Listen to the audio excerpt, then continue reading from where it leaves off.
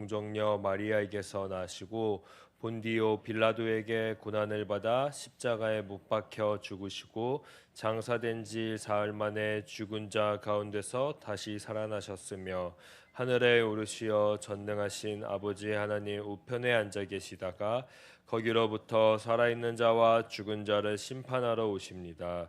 나는 성령을 믿으며 거룩한 공교회와 성도의 교제와 죄를 용서받는 것과 몸의 부활과 영생을 믿습니다. 아멘. 다 같이 찬송가 304장, 찬송가 304장 그 크신 하나님의 사랑 함께 찬양하도록 하겠습니다.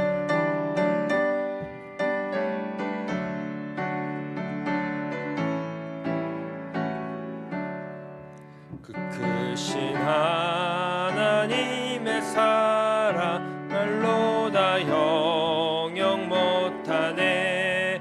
저 높고 높은 별을 넘어 이 낮고 낮은 땅 위에 죄범한 영혼 구하려 그 아들 보내사 화목제물 삼으시고 죄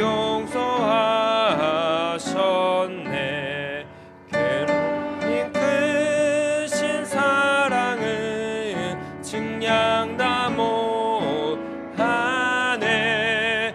영원히 변치 않는 사랑 성도요 찬양하세.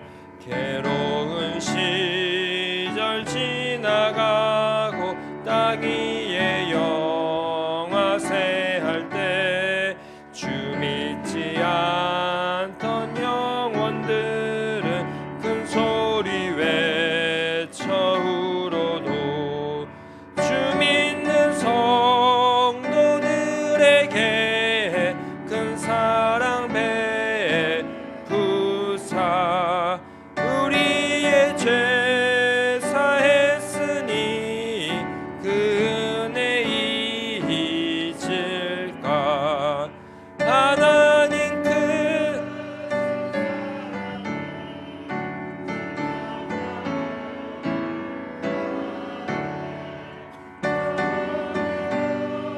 지 않는 사랑 성도여 찬양하세.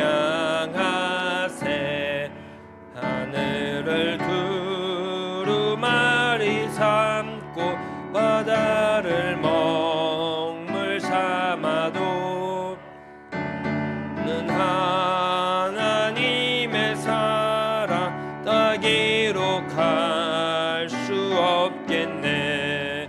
하나님의 크신 사랑 그 어찌 닿았을까.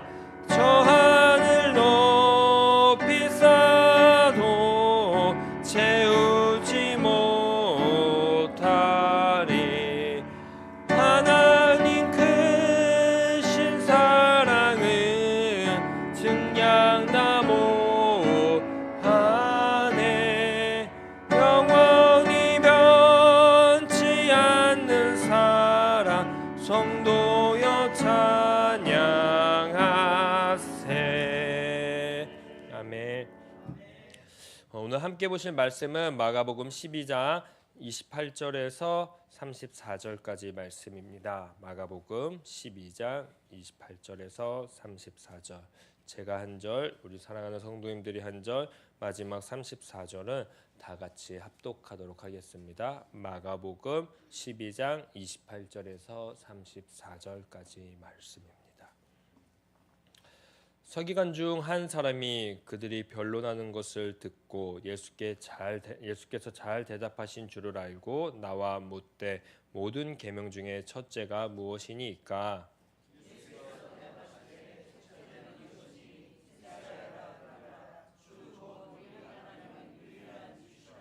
내 마음을 다하고 목숨을 다하고 뜻을 다하고 힘을 다하여 주 너의 하나님을 사랑하라 하신 것이요.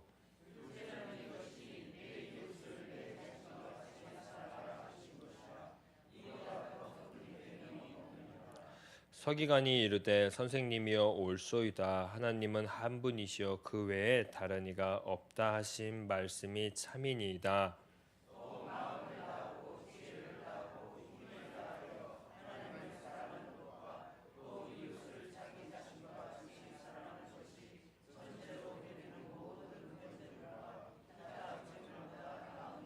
함께 하겠습니다. 예수께서 그가 지혜 있게 대답함을 보고 이르시되 내가 하나님의 나라에서 멀지 않았도다 하시니 그 후에 감히 묻는 자가 없더라. 아멘. 그런즉 믿음, 소망, 사랑 이 세 가지는 항상 있을 것인데 그중 제일은 사랑이니라. 아멘. 저희가 이제 계속 새벽마다 이 본문 말씀이 두란노에서 나오는 생명의 삶이라는 큐티 책입니다. 그 큐티 책을 가지고 하고 있는데 3월 달쯤에 해가지고 교회 앞에 저희 중간 부스를 이렇게 차려주실 것인데 관심 있으시는 분은 20% 어제 연락했거든요. 이렇게 정기 구독하면 세일하게 해준다고 했으니까 한번 등록해서 함께하면은 너무 좋을 것 같습니다. 어제 말씀을 잠시 요약하면요. 성전은 하나님의 임재가 있는 곳이라고 제가 이야기했습니다. 그리고 성전은 하나님과 동행하는 곳이고 예수 그리스도가 함께하는 곳입니다. 성전은 더 나아가서 만민을 지향해서 만민을 위한 곳, 그 성전에서 만민이 들어오고 나갈 때마다 살아나는 것을 꼭 경험해야 되는 곳이 성전입니다. 그러기에 누구 한 명도 그리고 종교 지도자들이 이 성전의 주도권을 가질 수가 없습니다. 특히 쥐락펴락할 수도 없지요.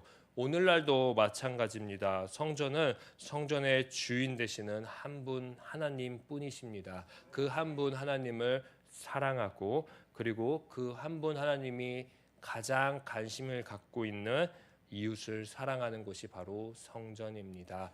고린도전서 제가 13장 13절의 말씀을 가지고 그중 제일은 사랑이라고 이야기했습니다. 바울 목사님도 굉장히 강조를 하고 있는 것 같습니다. 사랑을 말이지요. 성도 간의 사랑을 날마다 전하고 전달하는 우리 시냇가 에셀나무 교회 되기를 간절히 축복합니다. 그간 부정적이었던 종교 지도자들과 달리 오늘의 첫 시작은 예수님의 가르침에 공감하고 있는 그럴 수 있지 아주 좋다라고 이야기를 하고 있는 한 서기관이 나왔습니다. 그리고 위대한 이 계명에 대해서 질문을 하게 됩니다. 예수님은 질문을 듣고 유대인들의 첫 기도 문장인 신명기 6장 4절의 말씀을 인용해서 12장 29절에 이렇게 이야기합니다. 이스라엘아 들으라 주 곧 우리 하나님은 유일한 주시다라고 이야기를 하십니다. 이 짧은 문구에는 온 백성이 필요를 돌보지 못한 성전에 대해서 손가락질하고 있는 모습을 상상해 볼 수 있습니다. 원래 온 백성을 돌봐야 되는 그 성전의 모습을 우리는 늘 기대하고 늘 살아왔었어야 되는데 예수님 당시에는 그러지 못했나 봅니다. 그래서 그 비판의 모습이 오늘 우리가 함께 읽을 마가복음 12장 29절에 고스란히 담겨 있습니다. 유일한 주시라라는 그 문구의 말이죠.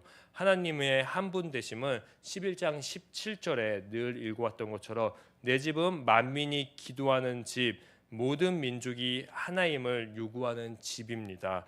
하나님의 유일함, 하나의 원리는 뿌리 깊은 곳에 박혀 있습니다. 바로 어디냐면요. 우리가 함께 오늘 읽었던 하나님을 사랑하고 이웃을 사랑하는 것, 이 이중계명에 뿌리 깊게 박혀 있는데 그 뿌리 깊게 박힌 것은 바로 하나됨 유일함이라는 것입니다. 이중계명의 모든 것은 법과 규례 위에 있음을 예수님은 오늘 말해줍니다. 조금 더 심하게 이야기하면 이 이중계명 때문에 법과 규례는 잠시 저 뒤로 폐지할 수 있다라고 생각해 볼 수 있을 것 같습니다. 그렇다면 한번 고민해 봐야 됩니다. 이 수많은 법과 규례는 그럼 왜 만들었을까? 본래는 하나님을 사랑하고 이웃을 사랑하기 위해서 만든 것이 법이고 규례입니다. 우리도 한번 잘 생각해 보면 좋을 것 같습니다. 사람들이 살아가면서 법이 있지 않습니까? 규칙이 있지 않습니까? 그걸 왜 만들었을까요? 조금 더 편리하기 위해서, 조금 더 내가 이웃에게 피해를 주지 않기 위해서 등등등 함께 살아가다 보니까 질서가 필요하기 때문에 질서를 만들었습니다. 허나 그 본질이 벗어나면 그 법과 규례가 무슨 소용이 있겠습니까? 오늘도 마찬가지입니다. 예수님이 봤을 때 법과 규례 굉장히 중요하죠. 그런데 허나 그 법과 규례가 하나님을 사랑하고 이웃을 사랑하는 것을 잠시 까먹게 한다면, 그것보다 위에 있다면 안 된다라는 것을 다시 한번 우리들에게 이야기해 주는 것 같습니다. 이 법과 규례가 본질을 잃어버리면 무슨 소용이 있을까요? 성전이 지금 사랑의 본질을 잃어버렸다라고 예수님은 계속 강조합니다. 이 사랑의 본질을 잃어버리니까 사랑 그 자체이신 예수님이 이 땅 가운데 오셨습니다. 하나님을 사랑하고 이웃을 사랑하라는 이중 계명을 잘 한번 생각해 보면 좋을 것 같습니다. 예수님의 시작 그리고 끝, 그 내용이 바로 하나님을 사랑하고 이웃을 사랑하라는 것에 잘 녹아져 내려 있는 것 같습니다. 예수님이 이 세상에 오신 이후 세상을 사랑하고 섬기기 위해 왔다라는 그 표현이 이 사랑의 이중계명에 잘 녹아져 있는 것 같습니다. 예수님이 갈릴리로 가신 이유도 마찬가지입니다. 그곳에서 하나님의 나라를 선포했습니다. 왜 선포했을까요? 새로운 사람들을 초청하기 위해서, 그리고 그 새로운 사람들이 하나 되기 위해서 예수님은 갈릴리로부터 가셔서 하나님의 나라를 선포하고 전했습니다. 그리고 예수님은 한 발 한 발 발을 떼셔서 예루살렘으로 지금 올라가고 있고 성전 안에 계십니다. 예루살렘으로 올라가고 성전 안에 계시는 이유는 무엇일까요? 바로 만민에게 하나님의 사랑을 전하고 이웃을 사랑하는 것이 과연 무엇인지 오늘날 우리들에게도 보여주기 위해서입니다. 즉 하나님 사랑, 이웃 사랑은 하나님 나라에서 새로운 백성을 위한 신앙 조항이 되는 것입니다. 이 이중계명 말고 다른 것을 두지 말았으면 좋겠다라고 오늘 예수님께서는 저와 여기 앉아 계신 우리 시내가 에셀라무 교회 성도님들에게도 이야기하는 것 같습니다. 이 이야기를 최종적으로 들은 서기관은 오늘 고백했습니다. 성전에서 드려지는 모든 번제 그리고 희생제보다 이 이중계명이 낫다라는 것을 마지막 절에 고백했죠. 그러자 예수님은 그가 하나님 나라에서 멀지 않았음을 34절을 통해서 이야기해 주십니다. 저는 한번 고민했습니다. 하나님 나라에서 멀지 않은 말고 하나님 나라에서 딱 들어갔다라는 말을 들으려면 어떻게 해야 되지? 라는 그 고민이요. 예나 지금이나 예수님은 이 성경 안에서 찾아볼 때 참 답답하신 것 같습니다. 또 우리들에게 애매하게 말씀을 하십니다. 구체적으로 딱딱딱딱 좀 이야기해 주시면은 이렇게 살아가 봐야지라고 저도 다짐을 엄청 할 텐데 그게 아니라 이렇게 잘 얘기한 것 같은데 가깝다라고 이야기하는 것 같습니다. 하나님을 사랑하고 이웃을 사랑하라. 수천 년 전에도 이 말씀이 선포된 것입니다. 구약에서도 선포된 이야기입니다. 그런데 수천 년 동안 이 하나님 사랑, 이웃 사랑이 잘 지켜지지 않고 늘 맴돌고 있습니다. 우리가 모르는 계명도 아닙니다. 너무너무 잘 알고 교회 한 번쯤 들어가셨다가 나오셨으면은 다 들어볼 뻔하고 세상도 이 기독교를 교회를 사랑의 종교라고 이야기하고 있습니다. 그렇다면 이 이야기가 오늘날에도 잘 적용되고 있는지 내 삶 가운데 한번 들여다볼 필요가 있는 것 같습니다. 이 생각에 저는 사실 막막했습니다. 나도 이 사랑, 하나님이 알려주신 사랑, 하나님을 사랑하고 이웃을 사랑하는 것을 날마다 잘 지키고 있는가, 잘 행하고 있는가, 그러면서 고민했습니다. 사랑은 언어인지라 구체적인 행동을 참 이끌어내지 못하고 있는 것 같다라는 생각을 했습니다.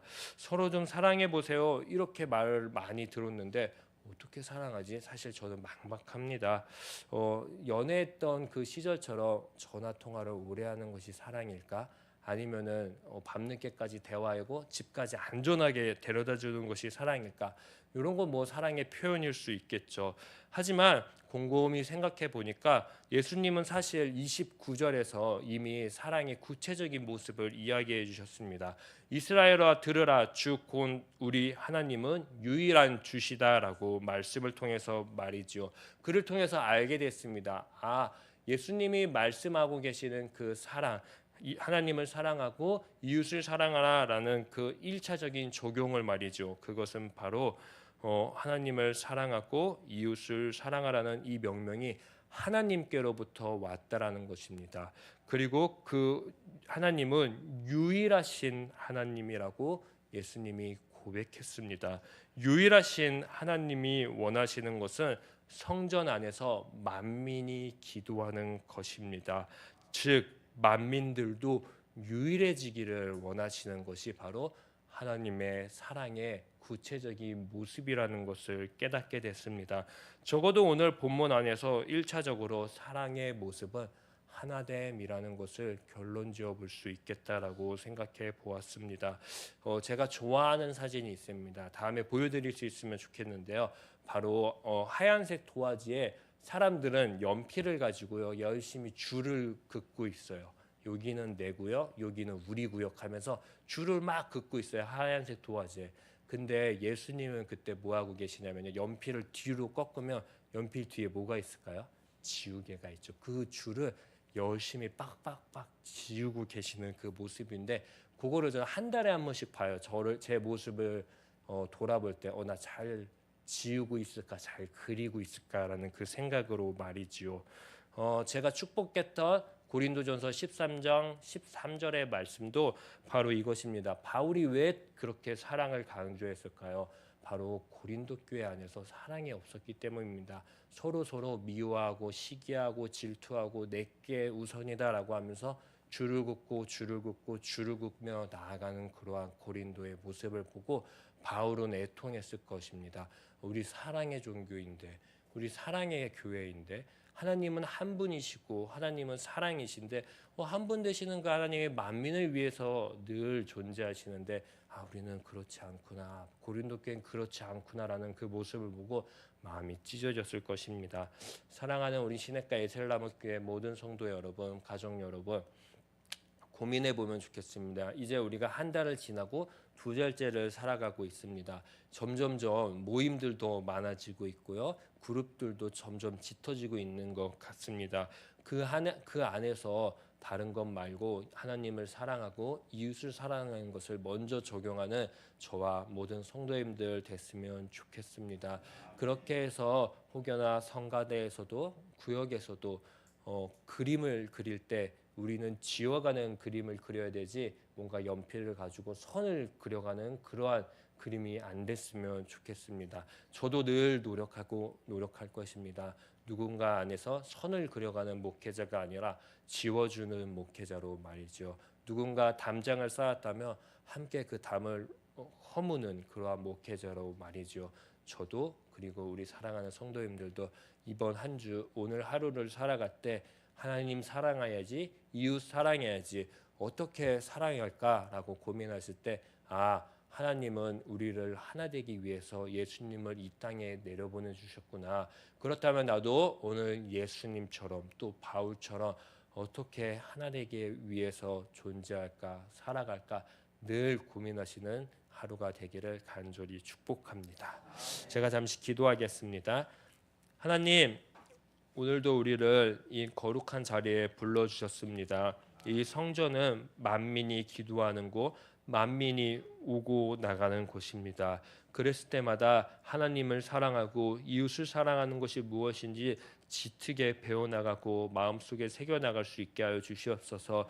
허나 1차적으로는 그 하나님을 사랑하고 이웃을 사랑하는 그 모습, 그 행동이 하나됨이라는 것을 깨닫게 하여 주시고 그들이 어떤 곳에 있던 어디에 있던지 하나님의 유일하심을 선포하는 것처럼 나도 유일하신 그 하나님처럼 세상을 하나 되게 만들어 봐야 되겠다. 그러기 위해 내 작은 구역 그리고 내가 소속되어 있는 모임들 안에서 하나됨을 늘 유지할 수 있는 힘과 용기 주시옵소서. 그러기에 성령님 함께해 주시는 오늘 하루 되어 주시옵소서. 이 모든 말씀 예수님의 이름으로 기도했습니다.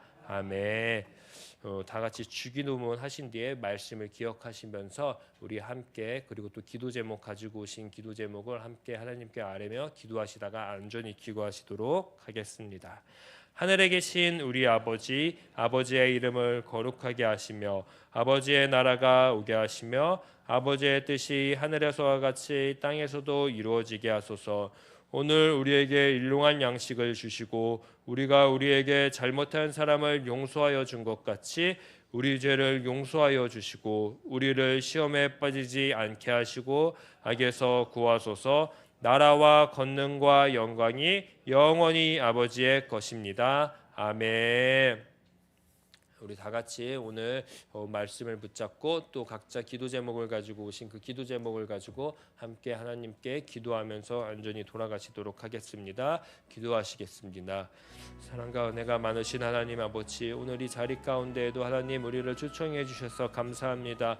거룩한 하나님의 그 은혜의 말씀을 붙잡고 나왔습니다. 하나님, 우리들의 삶 가운데에 하나님만을 사랑하고 이웃을 사랑할 수 있게 주님 도와주시고 역사하여 주시옵소서. 예수님께서 이 땅 가운데 오신 이유는 하나님을 사랑하고 그리고 내 이웃을 내 몸과 같이 사랑하는 것을 증거해 주시기 위해서입니다. 그 증거의 결정체가 바로 십자가였음을 다시금 알게 되었습니다. 하나님, 그 십자가에서 주님이 피 흘리셨던 것 온 세상을 위해서이지 않습니까?